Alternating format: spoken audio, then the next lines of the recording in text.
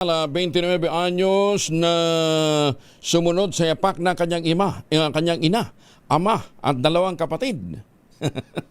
Langya. Akala ko sa anong yapak ang sinundan. Yung pala, yung ina, ama, dalawang kapatid, unang nahuli sa illegal drugs.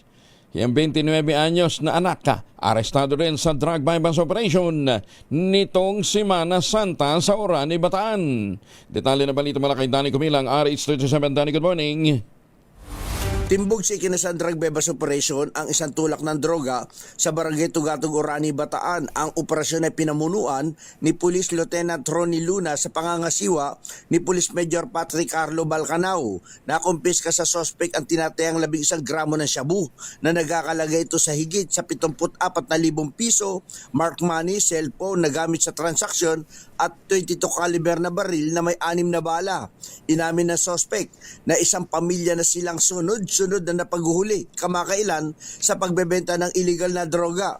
Ang kanyang ina at ama ay ika-4 na beses na nahuli at kanyang 2 pang kapatid at ngayon ay siya naman. Ang suspect ay kilala sa alias na Binor at Abinor, 29 anyos.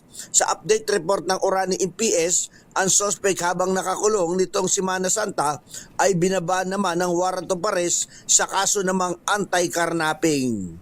Danny Kumilang, RH37, DZRH, una sa Pilipinas, una sa Pilipino.